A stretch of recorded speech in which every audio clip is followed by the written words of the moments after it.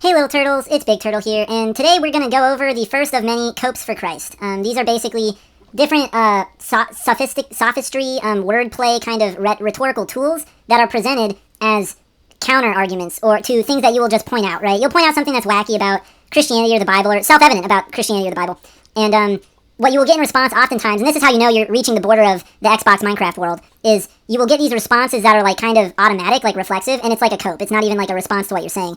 It's more of a fancy way to dismiss what you're saying by positing something else. And so the first of these copes that we're going to go over is the biggest and most common one. And it's it's just the context, bro, or, the history, bro, you don't get it, it was different at the time, you know, the context, you're taking it out of context, bro, like that, okay? This deserves, like, so much, so this idea is, like, the engine of a lot of other copes. It's, like, almost the cope of all copes, you know? So many other copes, like, some sub-copes below this cope is, the God is also just cope, or but that's just your subjective opinion cope. Well, actually, no, that's different. That's a separate cope. But a lot of copes, regardless, we're not under the law anymore. That weird Old Testament stuff is, don't have to think about it. Just think about Jesus, like, or whatever. Or the context of the Israelites, right? There's so many copes. But a lot of them, many copes, maybe not all, but many fall under this engine or heading of the context history cope, And this cope is especially alluring, right? Because the Bible is presented in a way that screams this, like, historicity, right? And there's a lot of pomp about, like church history, the saints, the martyrs, the apostles, how the early church, the Roman, stuff, blah, blah, blah. There's all these books, there's all these, academic, it's just, well, things that seem academic on the surface, right? And that's beyond apologetics, right? And that's basically what apologetics does, is it tries to, like, build more context, or build more contextual plausibility than there actually is. And so, anyway, it's just the context, it's just the history, blah, blah, blah, blah, blah, blah. What is the response to this cope? Like, how should we respond when set upon this cope? And one of the best analogies that I have, anyways, for calling out this cope, essentially, because a lot of what it is equating the Bible to, like, a picture, right? And if you zoom in at one part of the picture, you're not going to understand why it's a beautiful picture. You could zoom in, like, let's say it's a beautiful picture, but there's, like, a rat somewhere in the picture. And you zoom in on the rat and you say, aha, there's a rat. This picture's not holy. But then they'll tell you, no, like, zoom out, look at the whole picture, understand the whole picture, and look, like, you see the rat plays into the picture to make it beautiful. There's some ugliness in the picture, but as an overall picture, it's beautiful, right? That's kind of the mentality that they have when they say context. It's like, hey, look, you're pointing out, you're cherry picking, right? You're cherry picking some specific thing that looks ugly by itself, but brought into the grand scheme of the big Christian picture, it's just suddenly not ugly, or something like that. And there are two, like, rebuttals to this, right? The first is just simply the fact that the Christian picture is not pretty or not holy, like, zoomed out. It's just not a great picture. It's just not a great picture. If you read the entire Bible, you'll understand this. Like, it's a very pessimistic worldview at the end of the day. And it's full of many more blemishes than just whatever you're pointing out in that specific instance. Like, and it might take, I'm not prescribing any listeners who are not Christian to read the entire Bible just in order to have responses. Like, you don't need to explain yourself with this stuff. You don't need to give it more power than it has. You can just walk away or find an escape for the conversation. A lot of the times, like, these copes, again, it's like the border. It's like you're hitting the border of a map where, like, the map stops rendering. The chunks stop loading. So you almost can't really brute force someone out of, like, giving you these copes. It's literally just, like, that's just when it's like too little too late. Or it's just kind of like you have to, pray to God or hope in time that these, everyone's on their own spiritual journeys, right? And so everyone's going to come to these things at their own time, if at all. And there's only so much you can do at the end of the day. And there's only so much you're responsible for at the end of the day. And, there's a lot of good, deconstruction content on the internet. So if anyone, for he who seeks will find, right? So they say.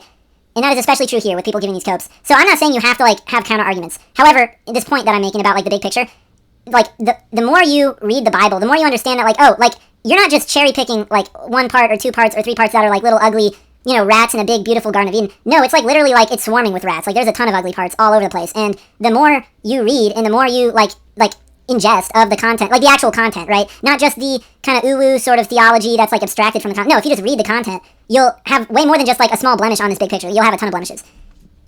The second point that you can say to this is that, besides there being a ton of blemishes, it's not the only blemish. It's not cherry picking. Well, there's two other points. The first is that they cherry pick too, right? So you can just toss it back at them. Like, every Christian cherry picks. It's necessary, in fact, to cherry pick because you have to focus in on certain things, and you're going to prioritize certain things over other things to focus on, so whatever. They would say you're dishonestly cherry picking. But really, the bigger thing is, like, look, what if it's a bad picture? And I said that earlier, right? Like, it's a pessimistic picture. The picture overall is bad, and there's a ton of micro blemishes or whatever.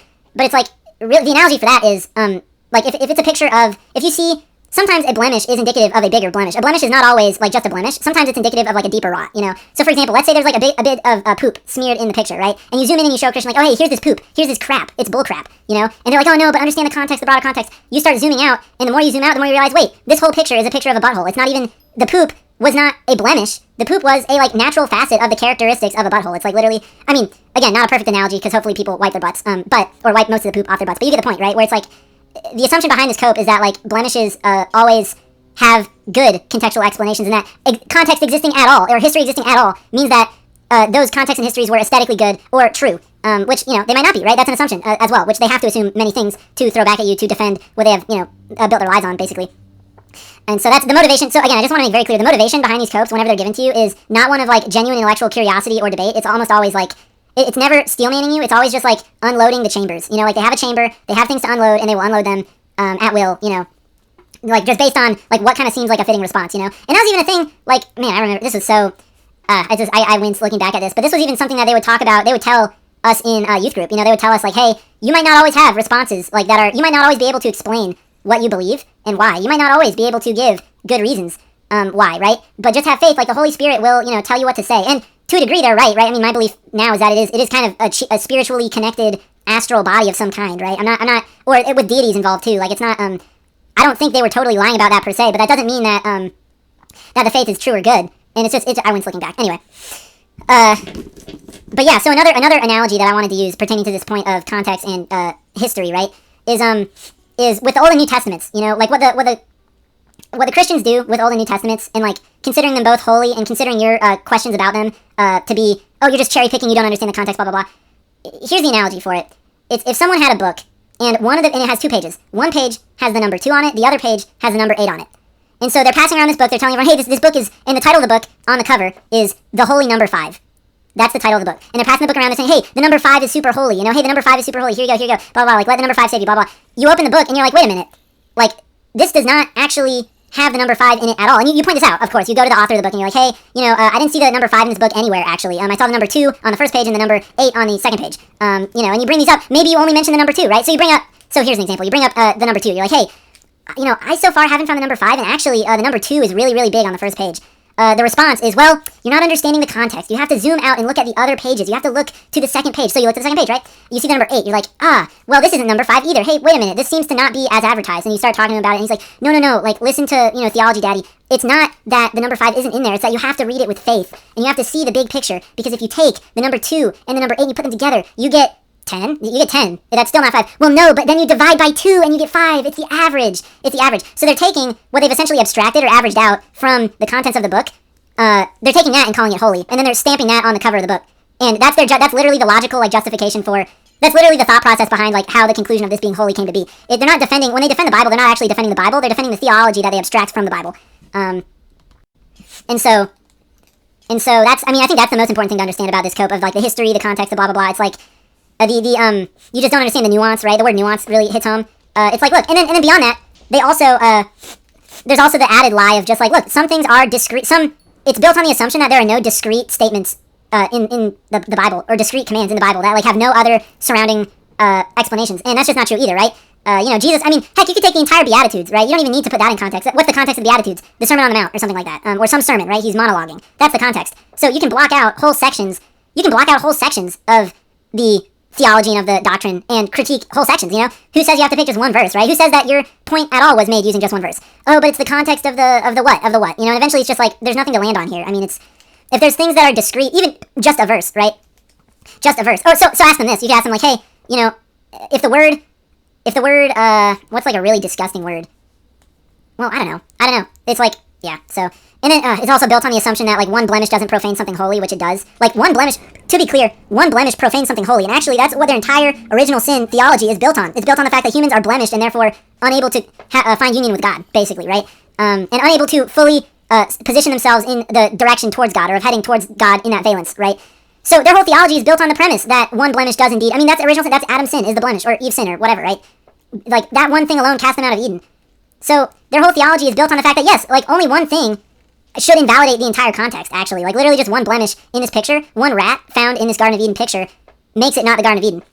And so one thing that's not good that is said, that the Lord, that thus saith the Lord, or that Jesus says, or that Jesus teaches, or that Yahweh teaches, if only one of those things is flawed or bad, or you'll know them by their fruit, right? If only one of those things is bad fruit, then it invalidates the claim that the whole Bible is holy. And, some will say, well, that's a fundamentalist interpretation, that's biblical inerrancy, blah, blah, blah. And again, part of the context is knowing that, like, you have to read the Bible a bit symbolically or blah, blah, blah. And it's like, okay, fair, but it's still a good point, or it's something to keep in mind for the viewers, anyway. So that's it for this video. I'll try and post the church timeline video sooner rather than later, because I've recorded the audio for that, but it's kind of long, so I wanted to put this up first to tithe over until, like, hopefully the church video will be posted tomorrow or the next day. Whenever I get to it, though, right? Because I want it to be somewhat good. It's going to be reminiscent. Again, it's like think of like the longest, like, love-hate, toxic girlfriend relationship that you can. Think of it like that, where it's like reflecting on it. It's like there's so many things that, like, were good that were associated with it to a point where I didn't realize the vampiric nature. And that's maybe the most manipulative thing of all about this, is that it basically love bombs you in a way, or assuming you weren't traumatized by it, right? Like, a lot of churches just traumatize you up front, and that's fine.